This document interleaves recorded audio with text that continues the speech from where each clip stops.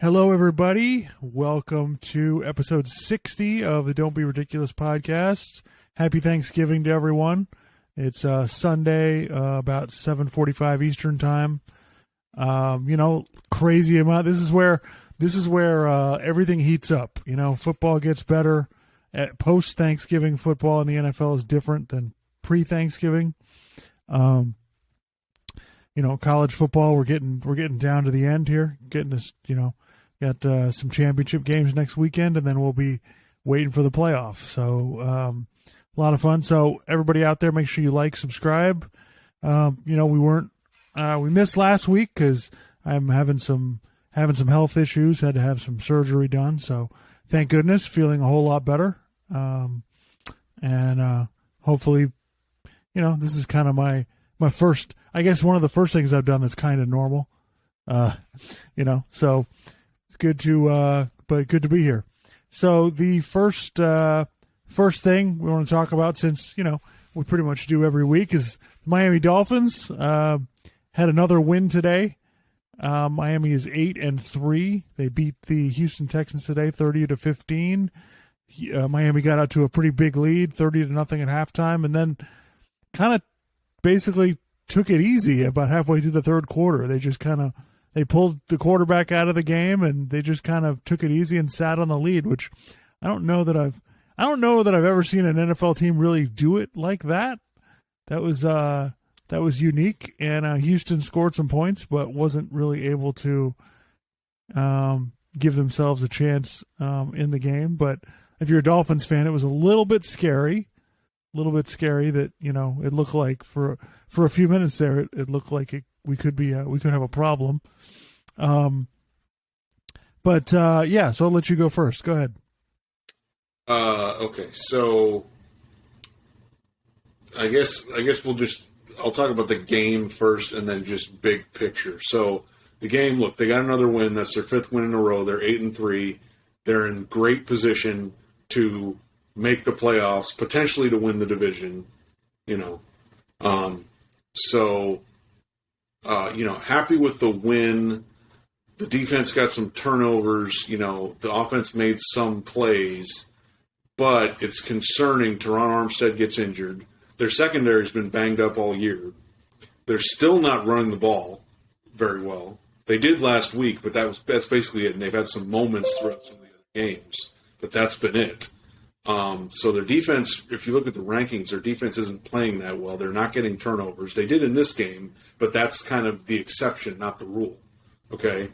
Their offensive line didn't look very good in big portions of this game. Some of that's Teron Armstead being out. Some of it is, I still don't know how good the offensive line is. It's been definitely better this year, but, it's hard not to be better this year, given how bad they were last year. But now Tua was a little bit off. Maybe he's a little rusty. He hasn't played in 2 weeks. He still made some plays. I was impressed with some of the stuff he did when the pocket broke down. I thought he did a good job moving around. But big picture, I think you have to be really concerned about. And when I say big picture, I don't mean necessarily next year, because in the off season you can maybe sign some free agents. You got the draft to help improve your team and try to fix different things about your team that were going wrong this year. You can also have guys get healthy and stuff like that. But I just mean bigger picture the rest of this year, as far as how far can they go. Right. It's really concerning. Like I said, they're not running the ball well, and also, if Teron Armstead has a pectoral muscle issue, he could be out for weeks, and the season's there's only 6 weeks left. Okay, and like you were saying, football in December is a lot different than football earlier in the year. You got a lot of teams that are just fighting to stay alive, or fighting to get the best playoff seed that they can. So if you're telling me that they're not going to be able to run the ball that well, the defense is not as good as it was last year, and they're not getting turnovers.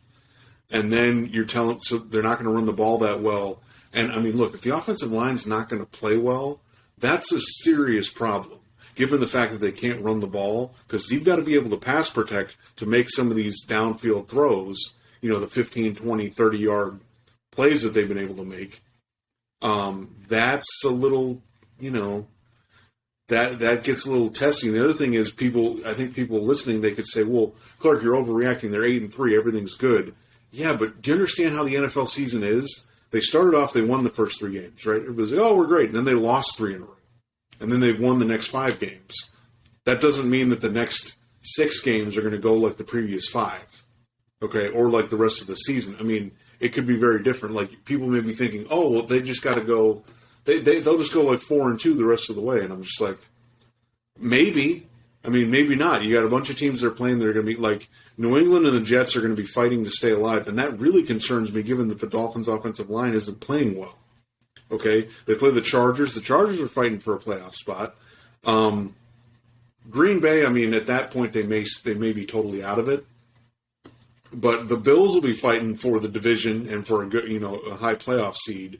So, and also some of these games are going to be up north in the cold. And that really, really concerns me. The NFL, the common saying is the NFL stands for not for long, and that's kind of the way the season works out. Like, you could be playing one way really well for a few weeks, and then you get an injury, or people kind of lock into what you're doing, and you got to be able to make adjustments. And I don't know that they're going to be able to do that, especially with Tua. Like, we've established what Tua is, basically. I mean, you need a lot of the pieces around him to be right. He's not really going to make up for the other stuff being wrong. So, anyway, go ahead. What do you think? Yeah, I agree with you on most of that. I just wrote down my notes I made. I just said, it's amazing how a win can be disappointing.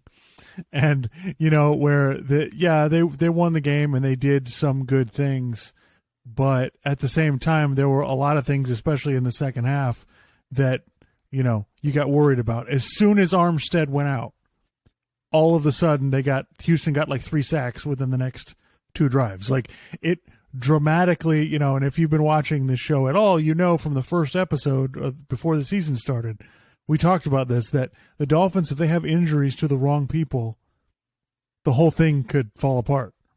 And, that kind of happened in this game. So but I'm baffled by the fact that the Dolphins had a bye week and they're somehow more injured now than they were 2 weeks ago.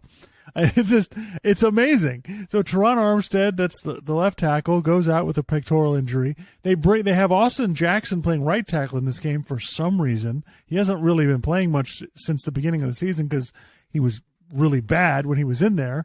He wasn't good today. He got injured again.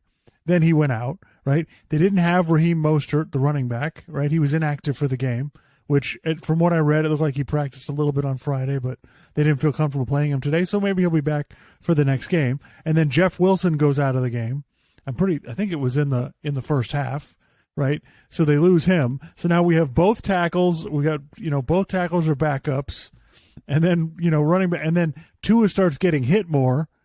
All of a sudden he has one hit where it looked like, he could have really twisted himself up. And then they pull him out of the game, and I'm watching, I don't have the audio on, so I'm thinking, did they pull him out because of an injury? Like, he didn't look like he was injured, he just had a hat on the sideline.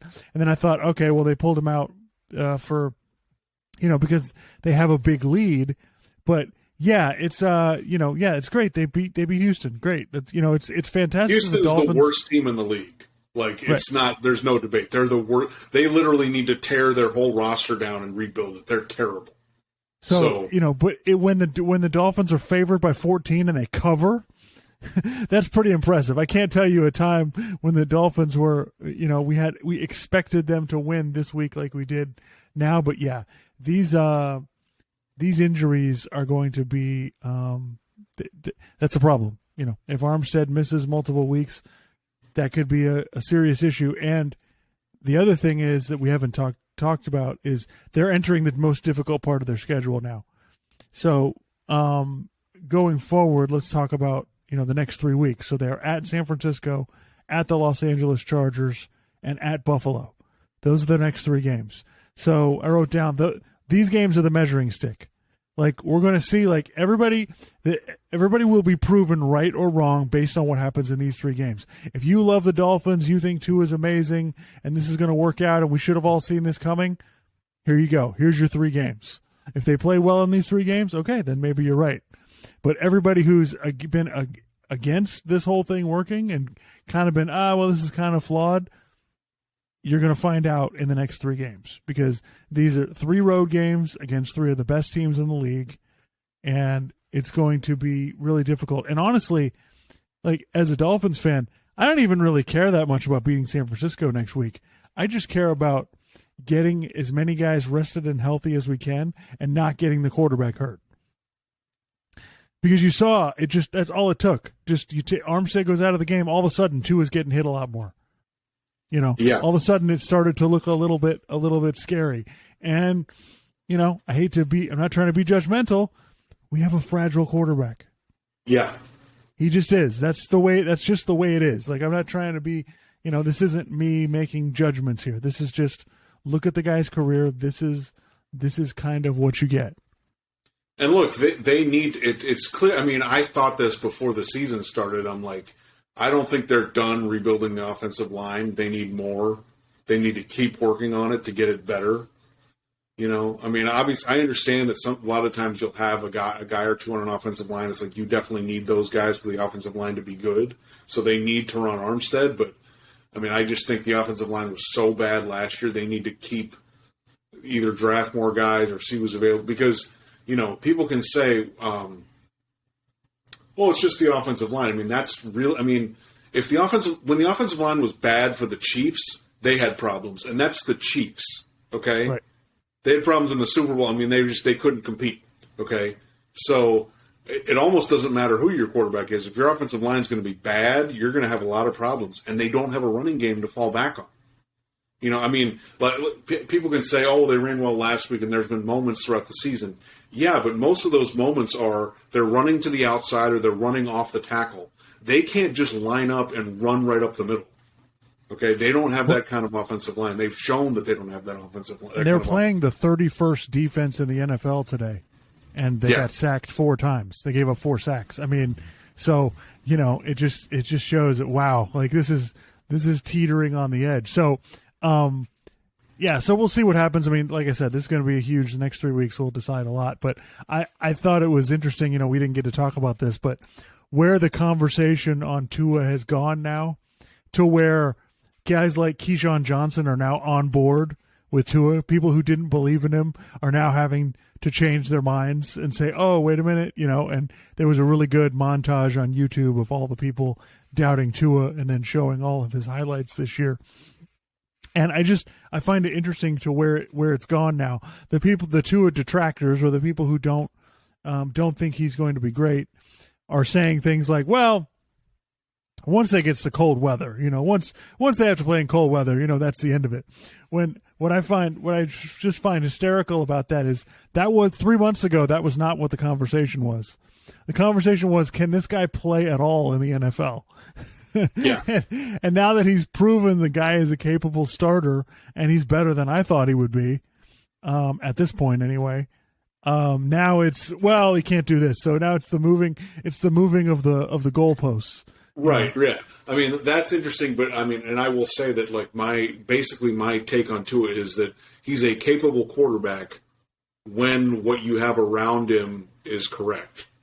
When the offensive line's good and you've got a good play caller, and like I thought it was interesting. I guess you didn't have the audio on, so to Tua's in Tua's defense for the previous 2 years. During the game, one of the commentators was talking about Tua didn't know the first 2 years that, like, the depth of your drop is connected to the route that you're trying to throw to. Okay, now you can blame him for not knowing that, and I guess to an extent maybe, but I also think that shows that the offensive coaching that he was getting the first 2 years with the Dolphins was bad, and I think it's much better this year.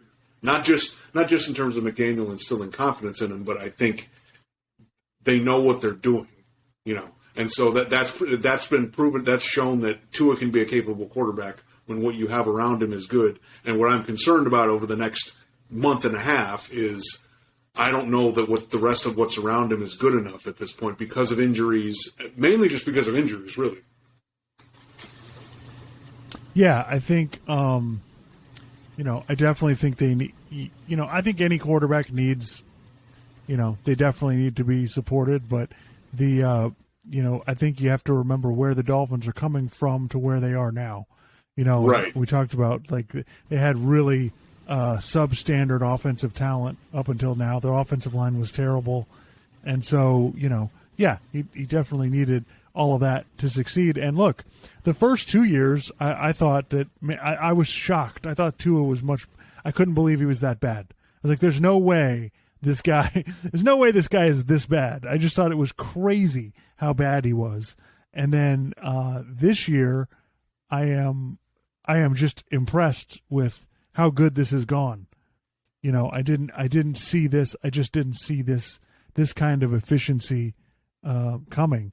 But it comes and it goes because of, their lack of the consistent running game, like we talked about.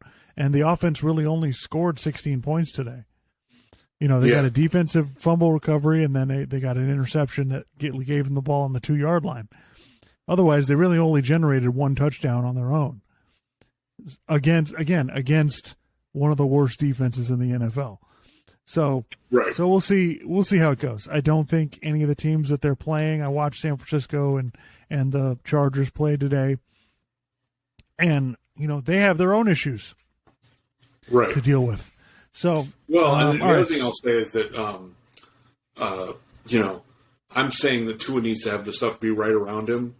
For the most part, there's 20 other quarterbacks in the league who need things to be really right around them for them to be the best that they can be. That they can be, not just the best, whatever,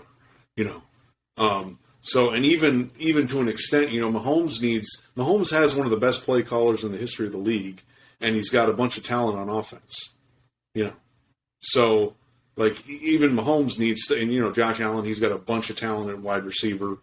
And they've got a bunch of talent on defense. So even the very best quarterbacks need stuff around them to be right.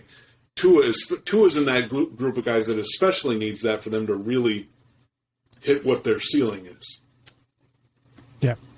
All right. So let's go into the NFL games today.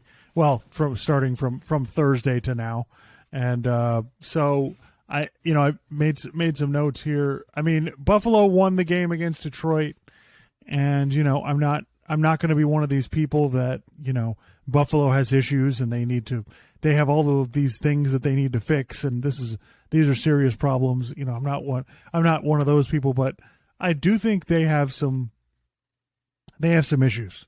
They have some weaknesses like everybody does, and so how worried are you about Buffalo going forward as a Super Bowl contender?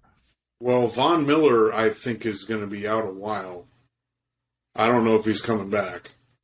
He has a knee injury, so that's a concern because that really adds that can take their pass rush up another level. But not having him, I think, brings it back down a little bit. And then I don't know. I mean, I think most teams hit a rough patch during the season. And, I think Buffalo's been kind of in that a little bit since they had that really good start. So, I think they still come out of it. I still think they're one of the best teams in the AFC. And then you just look at, you look at these other AFC teams. The Ravens have been kind of inconsistent. They lose today. They tried to kick a 67-yard field goal, and they couldn't make it, so they lost the game. They scored some points, but, they lost to the Jaguars. Cincinnati, they seem to be kind of hitting their stride. They need to get Jamar Chase back. Hopefully he comes back maybe next week or the week after. But, and then Tennessee, Tennessee's just, they're greater than the sum of their parts. They're not really a great team. They're well coached and they play hard, So, and then you got the Dolphins and the Jets. And I guess you put the Patriots in there and you got the Chargers. These teams, it's just kind of a jumble of teams, and someone's going to be playing well,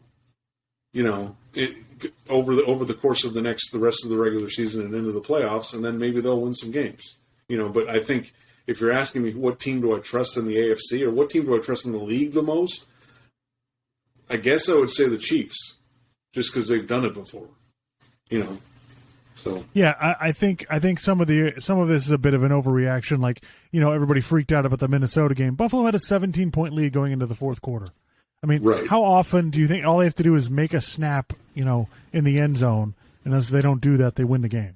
So, I don't think we should go nuts about this kind of stuff. It's hard to win in the NFL, especially now. Now that we're at this point in the season, like these games, this is going to be tough. All of these games are going to be difficult. And if you watch today, I don't know that the Dolphins got a relatively easy win, but I don't know that anybody else did. There's just not going to be. There's not a lot of easy wins out there. The other thing was I wrote down the NFC East is pretty darn good. I think the Giants. Yeah, Washington won today, didn't they? Yeah, Washington is 7-5. Yeah, so they've crawled back after a bad start. So yeah, division's really, I mean, between them and then what do you got, the Giants and the even the Cowboys. I mean, yeah, that's a really competitive deal. Yeah, I think that I think that the Giants were kind of, I think they might have been kind of unveiled in that game. But we never thought the Giants were a Super Bowl team. But I think the Cowboys are legit. I mean, that division has 31 wins. I mean, by comparison, the AFC East only has 29.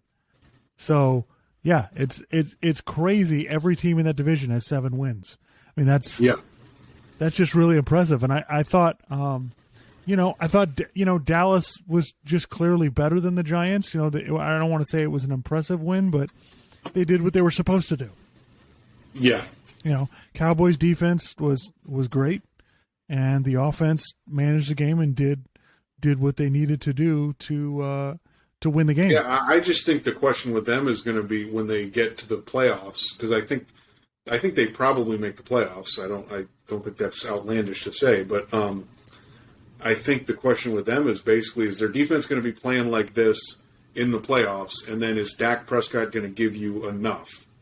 Because you're not going to win. You're not going to win expecting Dak Prescott to be an elite quarterback. You just need him to manage the game and make some throws here and there, while the running game is doing what it's supposed to do. If they're doing that, they could get through the NFC. By the way, so could the Eagles.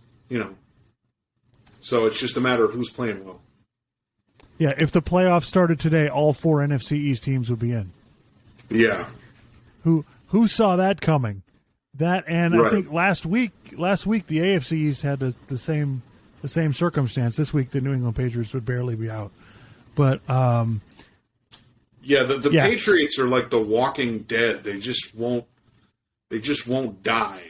They just keep hanging around. I mean, granted, they lost their 6-5, but they're still like, and that's the funny thing. Dolphins fans may be going, "Oh, we're 8-3. You guys could be 8-5 in 2 weeks, literally."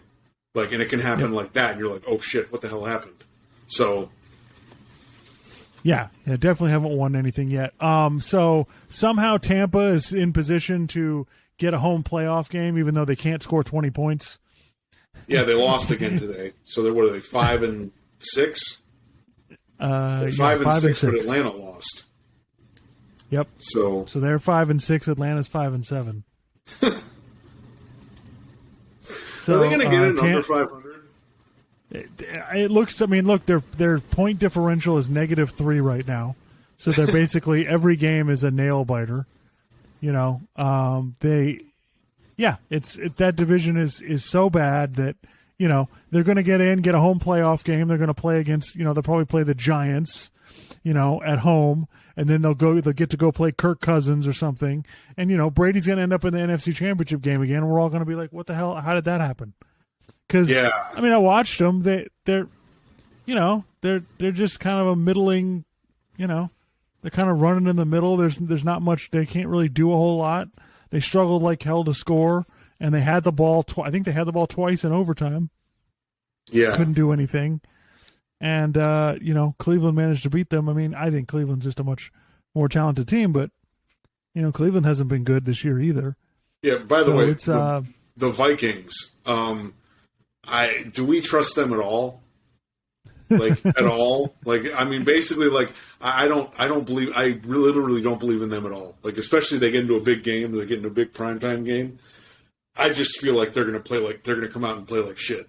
So it's just, Yeah, they're one of those. Beat all the bad teams and average teams, and then they play anybody that's legitimate. They get destroyed, which is basically what's happened. Their 2 losses, I mean, somehow they beat Buffalo, right? Even though we think that game's a little fraudulent, but they got blown out by Philadelphia, and I forget who Dallas else. Just kicked their ass. I mean, Dallas good destroyed God. them. So yeah, it's funny. They may have the number 2 seed, and we may be just going, Yeah, I don't really buy you guys. Sorry. Yeah, it's just they're going to be last year's Tennessee. You know what I mean? We're just not going to be convinced. Well, I'll tell you what. If you didn't think quarterback play matters, watch the Jets today. Okay? They get just solid, decent quarterback play. Wow. I mean, granted, the Jets they're playing. Are starting to scare me a little bit as a Dolphins fan because I think they're good.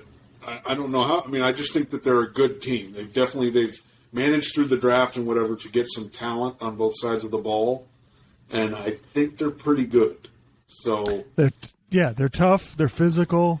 I know they beat the Bears without Justin Fields today. I get it, but by the same token, the quarterback play that they were getting was so bad that you just get solid quarterback play, and that team becomes a real scary team to play because they're tough, they're physical, they run the ball. If they just get the ball to their playmakers on offense, they can do stuff. Their defense is difficult to score on.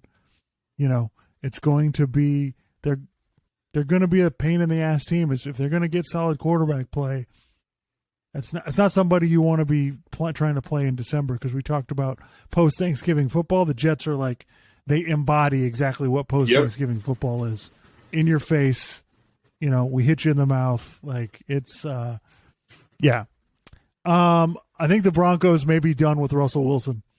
I don't know if you saw the clip that I saw of a defensive player for the Broncos. He they stopped the other team, and then he runs off. He's running off the field, and he got in Russell Wilson's face. I couldn't hear the audio. That they didn't have the audio of it. I don't know what he was saying, but I mean, their offense, they suck. I mean, their offense is just bad, and you can Russell Wilson's the quarterback. You can blame him for a lot of it. I mean, maybe not all of it, but you can blame him for a lot of it. He's the quarterback. And by the way, with 4 teams still to play this week, the Broncos have given up the fewest points in the NFL. Yeah. Like, their defense is really good.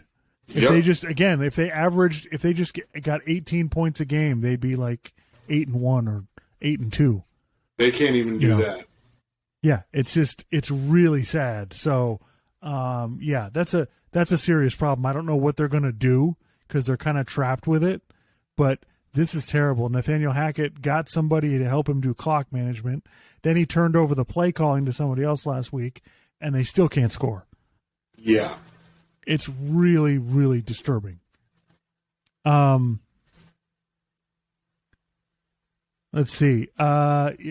Jacksonville, that was an amazing game. They went for a 2-point conversion with like 14 seconds left to win the game.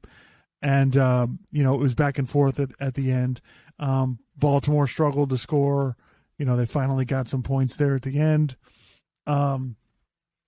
Jacksonville is 4-7. I feel like they should be better than that. Feel like I feel like this should be a 6-4 team or a 5-6 team. Like, I just feel like they've been really disappointing as far as teams go. And by the way, Jacksonville, positive point differential. And they're 4-7, which just goes to show you, like, they can't get it done in the fourth quarter. They haven't been able to close. They could still end up finishing around 500. If you can go on a run the last 6 games, you can make it. I mean, and the Raiders, I guess they won today. I guess they had an 86-yard rushing touchdown in overtime to beat the Seahawks. So the Seahawks are 6-5. So We were kind of praising the Seahawks a few weeks ago, and now they're only 6-5, so they're right in the muck with all those other teams. So except they could potentially win the division. Yeah, and I did see that. I watched the Arizona Arizona Los Angeles Chargers game today, and people out there trying to act like Justin Herbert isn't that good because they haven't made the playoffs, or he's got some deficiencies. Like, I'm sorry, guys, knock it off. Like, he led them down the field there, got the 2-point conversion to win the game. Like, I don't know what to tell you. Like, if we're really going to get into this debate, what quarterback would you rather have? I'm sorry. Yeah, I'll take Justin Herbert. Yeah, and by the way, if your criticism of Justin Herbert is, well, he can't beat Patrick Mahomes, neither can anybody else. Okay, so just stop. Right. Right. At least Justin Herbert has the lead on Patrick Mahomes in the fourth quarter. I mean, there's not a whole lot of people that can do that. Josh Allen had Patrick Mahomes beat in the playoffs, and they still fucking won. So, it's like... Yeah, so really kind of... So let's just, before we move on, let's just go look at the playoffs right now. As far as AFC goes, you got Kansas City as the 1 seed, Miami Dolphins as the 2 seed because of their win against Buffalo. Tennessee and Baltimore both 7-4. Then you got Buffalo at 5, Cincinnati at 6, and the Jets at 7. Cincinnati and the Jets are both 7-4, and then after that you've got the Patriots 6-5, the Chargers 6-5. So, I would think, if you're asking me to pick a team, I still am thinking the Chargers are going to come out of that. You would think, but we'll see. Certainly possible they won't, but if you're asking me. So in the NFC, Eagles are 9-1. They're playing Green Bay tonight. Vikings are 9-2. San Francisco now has the 3 seed at 7-4. Tampa Bay is 5-6 with the 4th seed in the worst division ever. And then you've got Cowboys at 5, Giants at 6, Commanders at 7, Seahawks right behind them at 6-5. So, I think San Francisco is capable of beating anybody, but that doesn't mean that they will. So I think the NFC teams, like, there's nobody that you're like, oh, I really believe in, like, this is the clear favorite. I think all of those teams have some flaws. They have some things they do really well. It just kind of it may just depend on matchups. Yeah, I mean, that's the thing. Like, you can say that you really like the 49ers. That's fine. That doesn't mean that they're going to get to the Super Bowl. I mean, because they could have a bad game in the playoffs. They could get a bad matchup. The weather could be weird. Somebody could fumble the ball. Like, something weird could happen and they could lose. Or Jimmy Garoppolo throws a bad interception, which has been known to happen. So, yep. All right, so that's our NFL for today. Do you have anything else? No, I don't think so. All right, so moving on to college football, it was rivalry weekend. Games. By the way, college football much better than the NFL this week. In my opinion. Yeah, no doubt about that. Definitely a lot on the line, big games, lots of pressure on, very exciting. And college football games are more fun anyway. Don't get me wrong, I love the NFL, but individual college games are always more fun. The pageantry, the whole thing that goes with it. The fans get much, much more intense, much crazier. The NFL in certain cities, it's that way, but there were a lot of empty seats in Jacksonville today, for instance. Yeah. Well, and it's just basically like that's funny that you mentioned that, because I was thinking of mentioning something like that too. Like, the affinity that fans have for a college team is just different. You can say it's more, or it's better or whatever. It's just different than for the NFL. There's fans that really care about their NFL teams, but I mean, in college, it's just the atmosphere that you get at these games, particularly these kind of rivalry games. Like, I was watching, my wife and I were watching, because my wife went to Florida State, so we were watching Florida State play Florida, and I understand maybe that game doesn't have as much as it would have in the 90s, in terms of Florida schools, being really good in college football. But, just really awesome game, And then, of course, you have the Michigan game. I mean, NFL, like, I'm trying to think. So the big house has like 105,000 people, like that's capacity. NFL stadiums are not. I mean, I'm trying to think of what they have. I mean, they're not. NFL stadiums are not 20,000 people. They're like 60 or 70,000 or something like that. But it just feels like college games. They just have more people there, you know. And there's just more. And maybe it's because it's younger people, so there's college students, and they get more amped up for it. I don't know, but it's a different deal. Yeah, and I think the college football has a tradition built into it, where the NFL, we have some traditions, but it changes so much. Right. It doesn't. It's not the same. You know what I mean? It would be different if, like, you know, because in the NFL, like, a team can go from good to bad. Like the Rams can win the Super Bowl and then be really bad this year. In college football, that doesn't happen as much, right? Michigan and Ohio State are good every year. Right, So and also you don't have, you know, especially with rivalries, you know, Michigan and Ohio State have played for over 100 years. So they can literally, like, people who are fans of either team can say, oh, I remember this game back in 1996, or this game back in 1984, or this game in 2011 or 2006, or this game that just happened, you know. And there's all kinds of stuff, and especially you look at, oh yeah, that guy won the Heisman, or yeah, I remember that guy. He went to the NFL and he was really good, or that guy, you know, whatever. And so I'm trying to put it more into words. It's just kind of hard to, but it's just there's a different. It's kind of like the way people are with football, not American football. I'm talking soccer. You know. Kind of the way fans are, especially like at the World Cup and some of these big soccer matches. I mean, the chanting and just how into it they are. It's not really the same with the NFL. Yeah, I think, you know, excuse me. When we've talked about this in the past, the NFL product is better. Don't get me wrong. The level of football in the NFL is better. We're not debating that.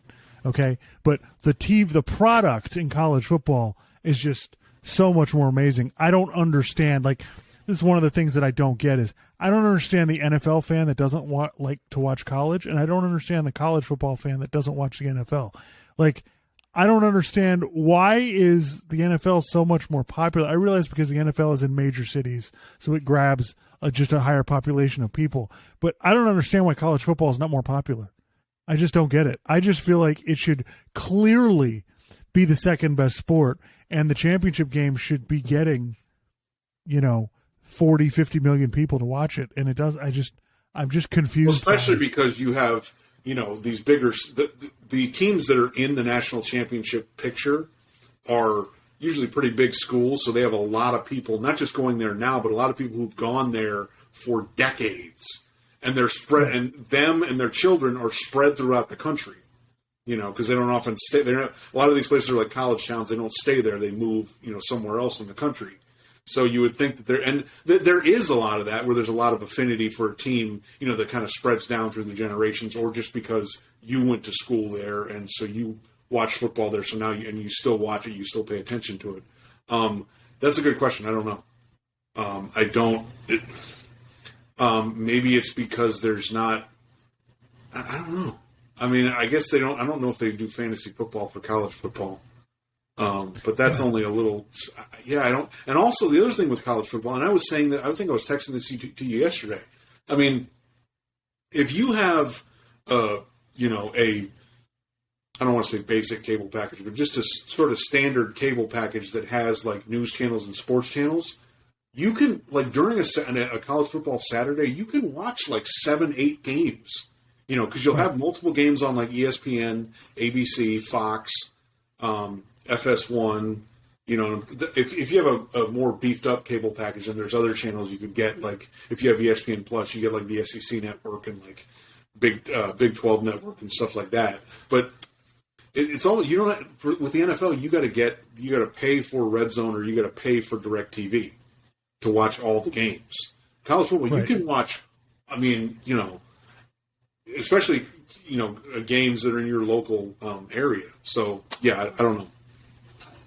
Yeah, so anyway, so we'll get into the game. So, first, I mean, that Michigan-Ohio State game, I mean, listen, Ohio State really, I mean, both teams really showed me something.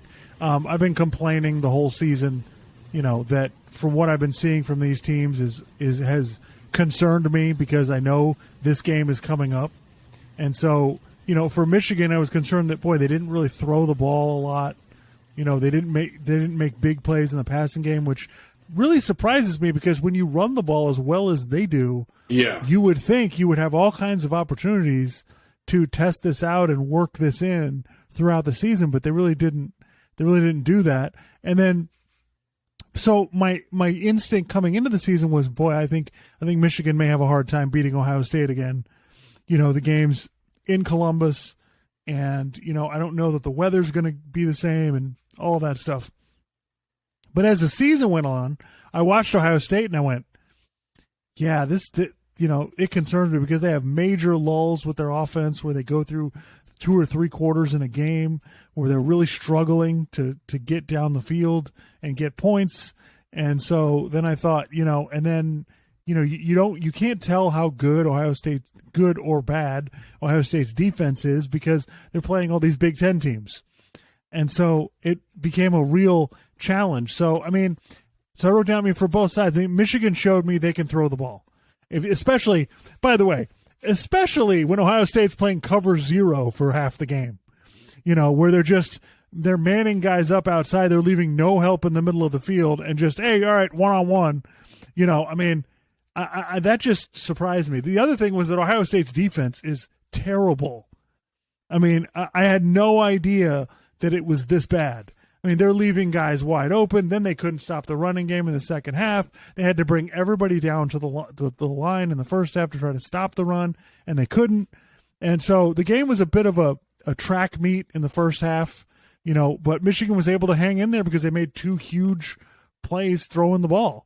One where it was just kind of a bailout play, and the guy just beat one guy and then was gone. And then the other one, the guy's running down the field wide ass open. And so they managed to hang in there in the first half. I thought they might have been in trouble because of what Ohio State was doing, but Michigan forced them to kick a lot of field goals. And then in the second half, it was like the floodgates opened. Michigan was able to run the ball, and then they just basically ran them over. And Ohio State scored 3 points in the second half. Michigan outscored them 28-3 in the second half. So yeah, I was shocked by how explosive Michigan was able to be. I think that the running the ball with J.J. McCarthy is something that they should have been doing all along. I don't understand why they're not doing that more because the guy he changes, as we say this, the quarterback running changes the math of your defense. It just makes it really hard to stop. And any time that he ran with the ball, Ohio State had problems.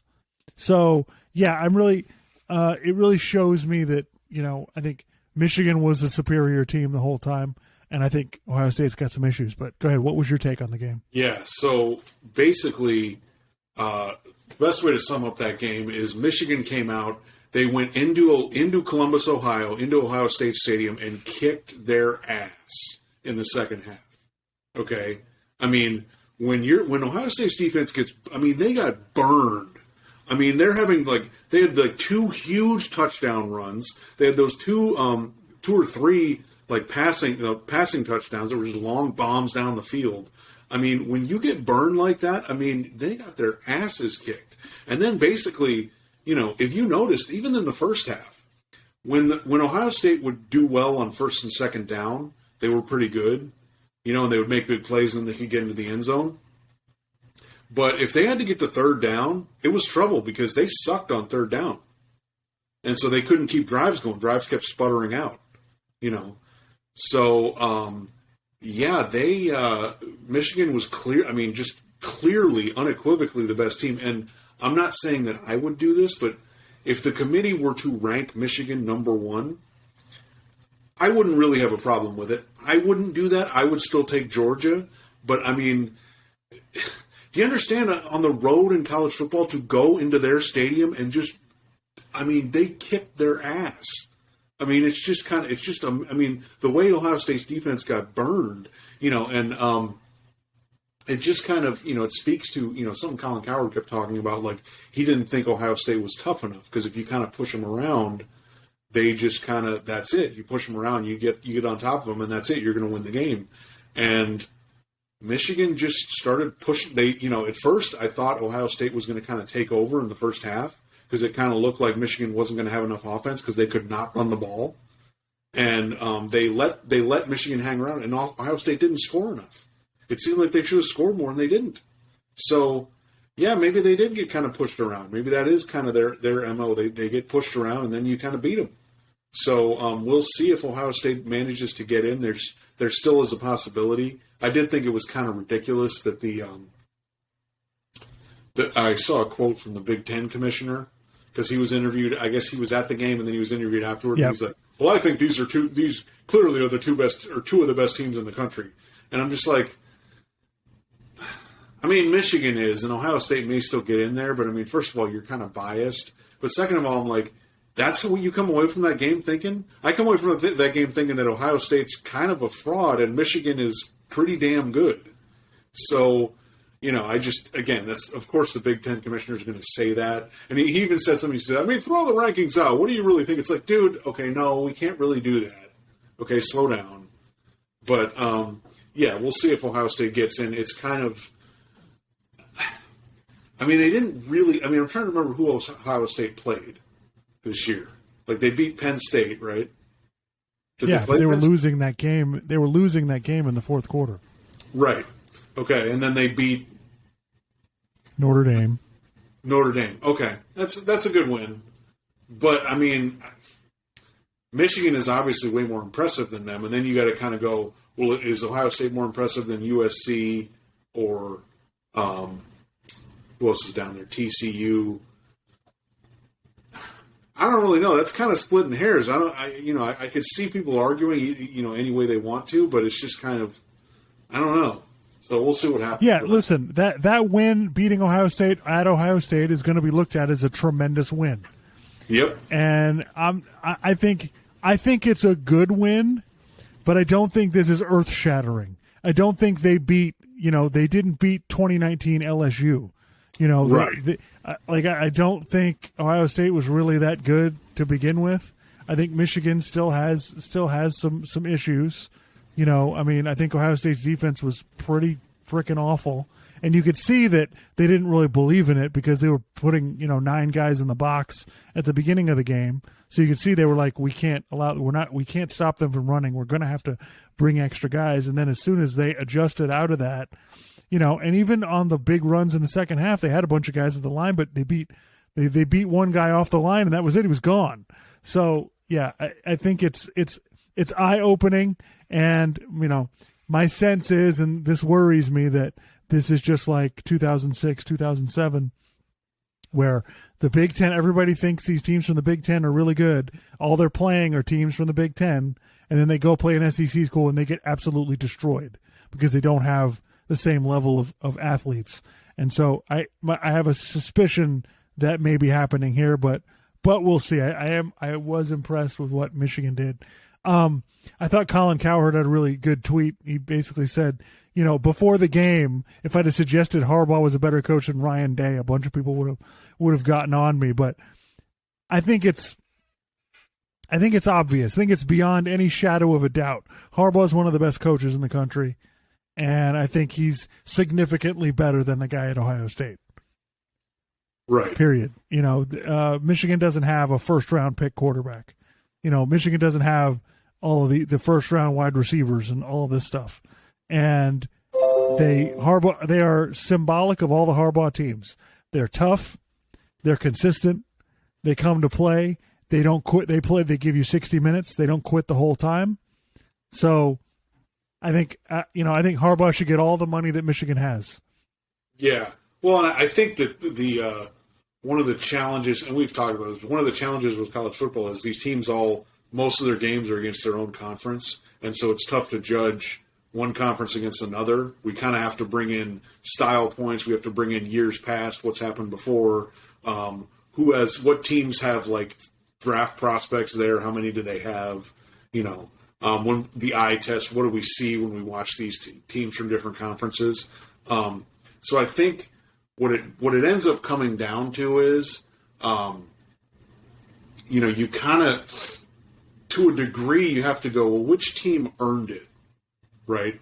And so Michigan, if they end up beating Purdue next week in the Big Ten championship game, they've earned it, They've earned being one of the top 4 teams. TCU, they went out. I think you kind of say that. USC, assuming they went out, I think that's, you probably say that, because you look at the other teams and you can go, well, I think LSU on its best day is better than USC. Okay, but USC only has 1 loss, and if they win out, they'll only have 1 loss, and they'll be a conference champion. So, I kind of got to go with that. And then Georgia, say they win out. I mean, they've obviously, not only were they the national champions last year, but they've just won every game, and they'll be conference champions if they win next weekend. So it's like they've kind of earned it. And as far as who's better than the other, a lot of stuff goes into that, and people who are Big Ten fans will be biased toward the Big Ten over the SEC or something like that, which that's fine. That is what it is. And I think you just kind of go with who earned it, who had the better year. Even though you may think, well, this one team, I think there's a team ranked below them that's better. They had a better year, so I'm going to take that into account and sort of say they earned it more than these other teams. Well, yeah, as Reese Davis on ESPN likes to say, it's a mosaic, right? It's not just most deserving or just which team's the best. It's a combination of it's a mixture of all of those things. Best wins, best losses. It's a mixture of all of that stuff. And so that's why I know everybody and their mother likes to complain about the committee. I actually kind of like it because it's a subjective poll, and so we should take every piece of information that we can get. And that's how we should decide it. But we'll talk about the rankings in a minute. So I wrote down Oregon and Clemson showed that they're frauds. Clemson really. I mean, if you read the stat line, first of all, the stat line for DJ Uiagalelei, he was 8 for 29 for 99 yards. Yeah, he stinks. For the whole game. It was like, wow. Oh, my God, that's terrible. I don't think they scored in the second half. South Carolina, again, pulls off an upset. I kept looking at that game, like, what is happening here? And, turnovers by Clemson. And, South Carolina played well, but not great. Well, one of the things, not to bring this back to what we were talking about before, but I mean, one of the cool things about, and this is totally different from the NFL, one of the really cool things about these rivalries is like, South Carolina, Clemson, some of the people who are at South Carolina may have wanted to go to Clemson, but they didn't get in. So they then go to South Carolina and thinking, when I play Clemson, I'm going to kick their ass, or vice versa. You don't get that in the NFL. That's one of the coolest things, when you see it, and maybe sometimes the commentators talk about stuff like that, but I just think that that's really fascinating. Especially in a game like that, or my wife and I were watching FSU play Florida, and that there's some of that going on too. So it's really cool. Yeah. So, the ACC, the last 2 weeks got completely taken out of any contention for anything. Yep. North Carolina lost to North Carolina State. They lost to Georgia Tech. And then Clemson got beat by South Carolina. And it just, wow. People were talking about the ACC a couple weeks ago, but not anymore. Completely out. No need to have a conversation at all. Really cleared the way for basically everybody. Oregon is one of those teams. I think their coach might be the college version of Brandon Staley, because they go for fourth downs like it's going out of style. Okay, they have the lead in the game. They're up by 3 in the game with like 9 minutes to go in the fourth quarter. They go for a fourth down in their own territory. Where? Okay. They don't, it was like at their own 35. They go for fourth down. They don't get it. Of course, Oregon State goes and scores, takes the lead. They did the same thing earlier in the game. They could have kicked a field goal, went for fourth down, when it was like at the opposing team's 15, didn't get it. Like, they scored 34 points in the game, and they gave away 14 points, or at least, well, not 14, probably 10 points at least, that they easily should have had. So, and, it just goes to, that's the thing, like, I'm watching the game, it's different than, that's another thing different than the NFL. They're up 31-10, and I'm like, I can't turn this off. Because Oregon allows everyone back in the game. It's the Pac-12. Number one, it's the Pac-12. So teams can score. There's not an issue there. I think Washington State combined for 86 points in the game they played last night. So, I'm like, well, I can't turn this off. When TCU was up, 34-7, I was like, okay, it's good. I don't need to worry about this. I know it's the Yeah. Big 12, but I don't need to worry about this. They're not going to, they're not going to let them score 27 points. And but Oregon managed to lose the game. All they needed to win that game. They'd have been in the Pac-12 championship, and they completely just sabotaged themselves. So, yeah. Real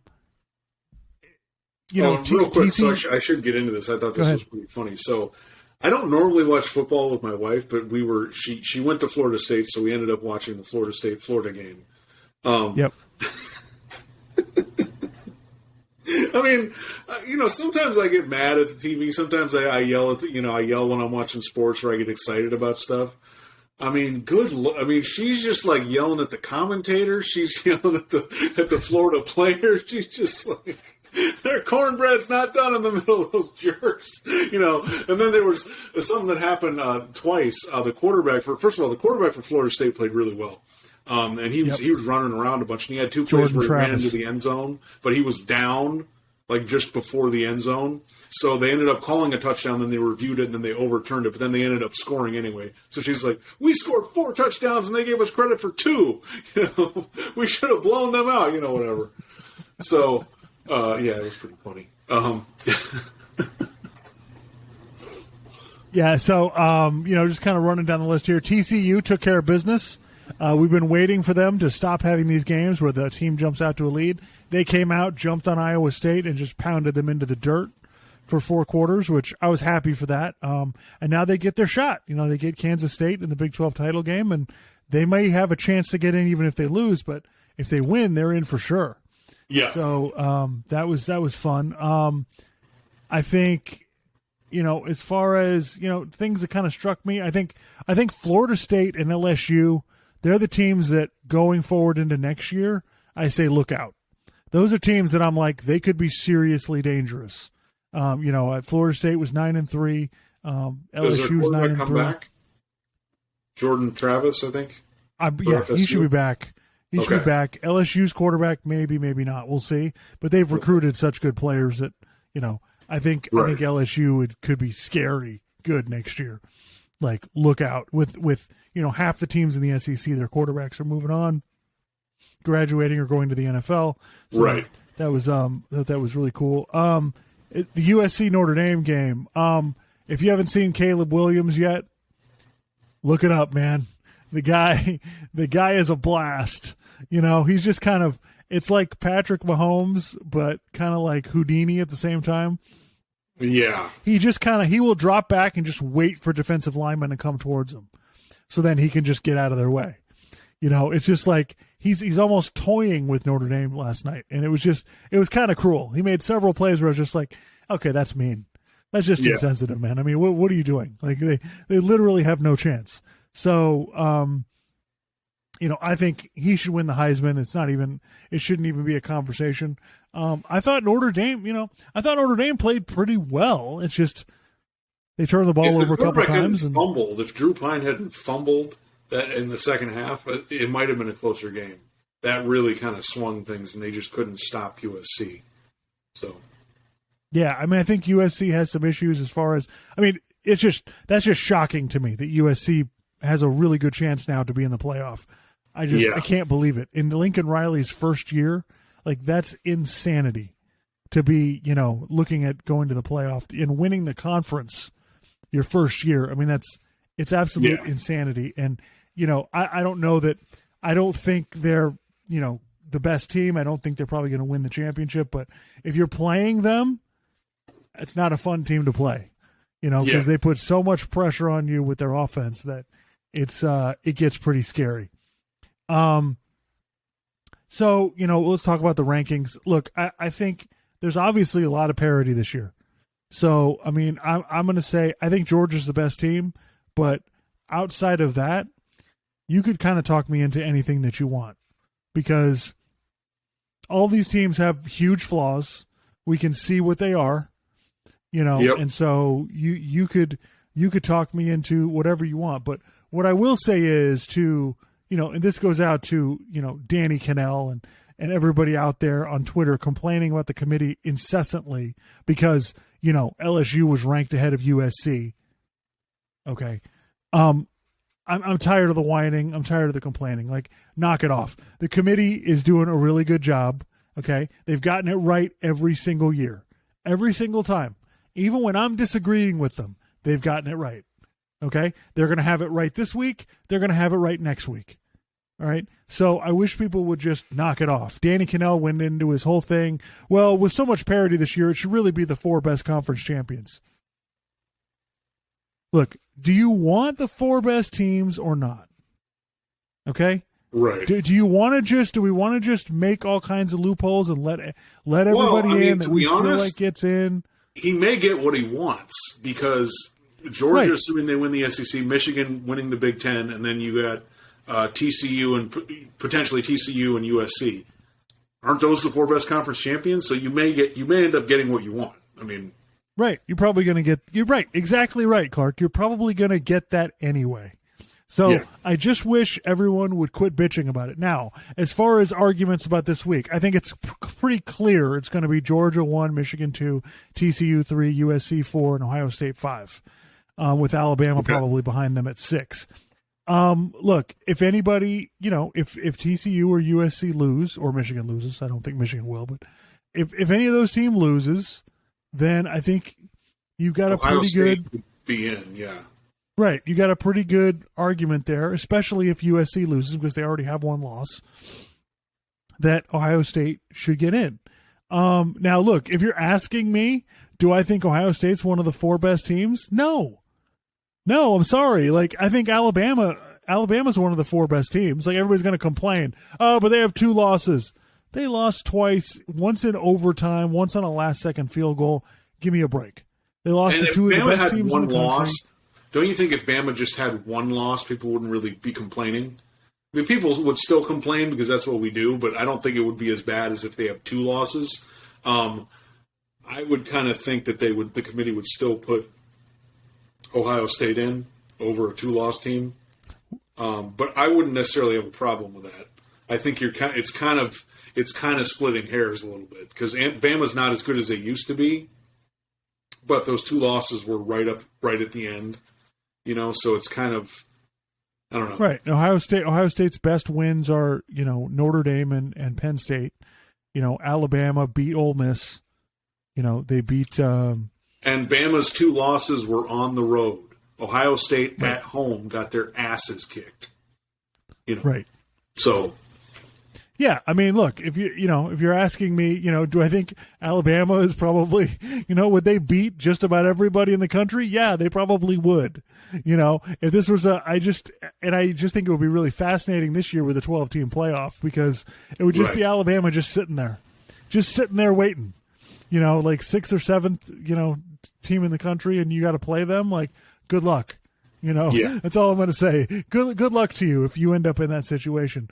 But I think I think this year it's pretty clear because of all the teams that lost.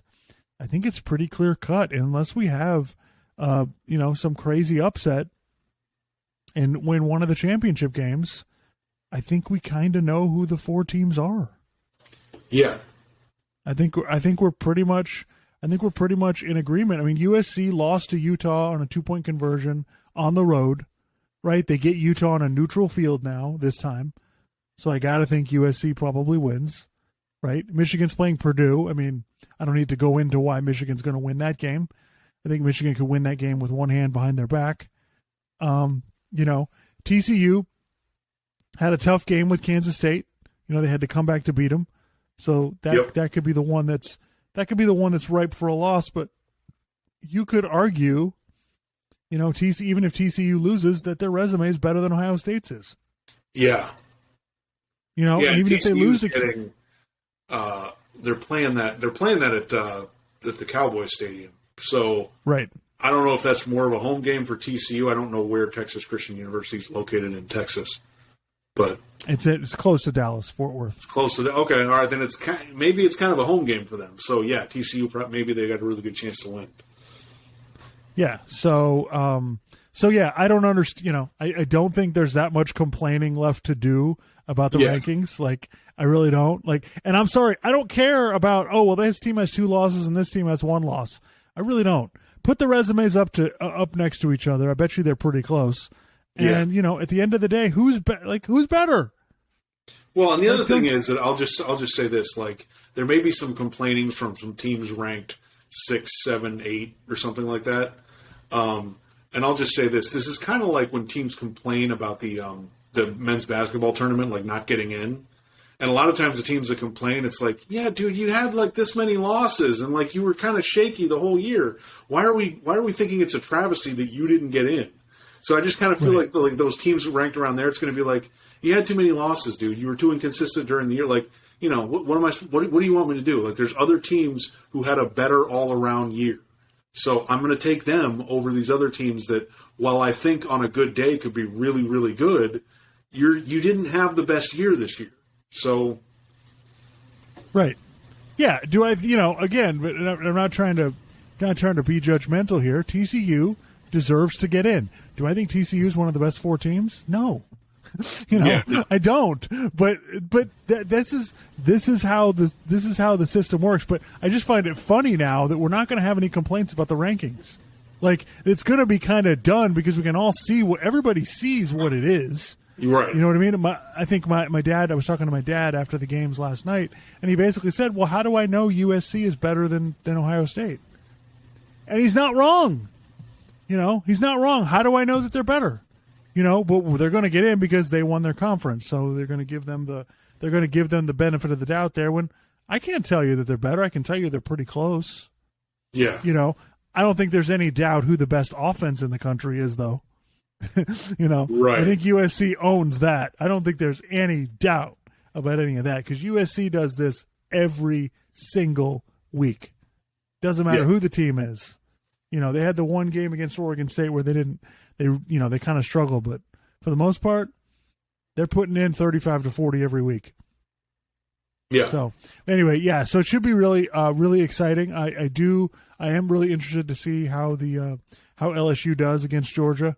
Just kind of looking forward into next year. I realize as far as playoffs go, LSU's not going to get in now because of their loss to Texas A&M, which Right. So just before we talk about our last thing here, so it's just fascinating to me. So that's it. So we've basically that's the end of the regular season. So Auburn, Michigan State, Texas A&M, and the University of Miami not going to bowl games. But you know who is? Duke, Kansas, Connecticut, Appalachian State. Yeah. So if that doesn't tell you what kind of upside down year it was in college football, I don't know what to tell you. So anything else you wanted to hit before we get out of here? No, I mean, World Cup on Tuesday, USA plays Iran, so they got to win that game to get out of the group. So hopefully they can pull that. I feel pretty confident they should. Granted, they've only scored 1 goal in their first 2 games so far, but I mean, I feel like they put a lot of pressure on England on Friday. So hopefully they can, carry that over against Iran and win the game and get on to the next part of the tournament. Yeah, I've been watching. This is a really fun team. This American team, since I've been really following soccer, I think it's the most fun team we've had. It's also the youngest. Their average age is like 25. And so it's really cool that we have this kind of young team with some young stars that are on some major teams that we can actually see and kind of identify with. Most of the time, we don't have any idea who these guys are. But in this case, with the top 2 or 3 guys, like, they're on major teams. So, if you follow soccer at all, it's not hard to find them. And I think this is a great, I really hope that they can get out of the group stage. This is a great lead-in to the World Cup being in the United States in 2026. Yeah. Oh, so, and also I saw this news come across today. So apparently Lionel Messi is working on an agreement to join the MLS team in Miami. Wow. Yeah. I mean, now granted, Lionel Messi's in his mid-30s now. He's older. It's kind of like what David Beckham did when he went from, England to the LA Galaxy. So we'll see if because that's kind of cool. I mean, I know Messi's kind of, he's kind of obviously on the downside of his career, but I mean, he's still great. Still great. I mean, I don't know if you watched any of the Argentina games. I mean that goal he got, the first goal he got in that game, man, that was pretty great. Yeah. So yeah, but I've been having a lot of fun. The World Cup is one of those events I really have enjoyed watching the last 20 years. I've really tuned into it every time that it's on. And now that it's all the games are on, you get up in the morning and the games are on. So that's that's been a lot of fun. Yeah, and there's been crazy upsets. Japan beat Germany, Saudi Arabia beat Argentina. It's been, so that's been a lot of fun to watch. I really hope that, I hope the U.S. team at least wins this next game so we can at least watch them in the knockout stage against, whoever it is they would play next. But yeah, it's been a lot of fun. I think, England is one of those teams. It's like an all-star team.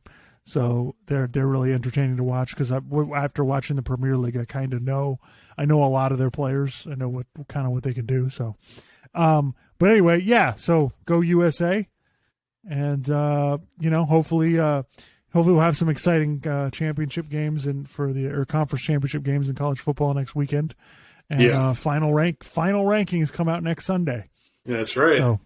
So that should be all the whining and complaining can begin after about 12:05. Yeah. I think it's amazing that I think this year will be pretty well cleared up. Yeah. Anyway, all right, folks. Thanks for tuning in. See everybody soon. Take care.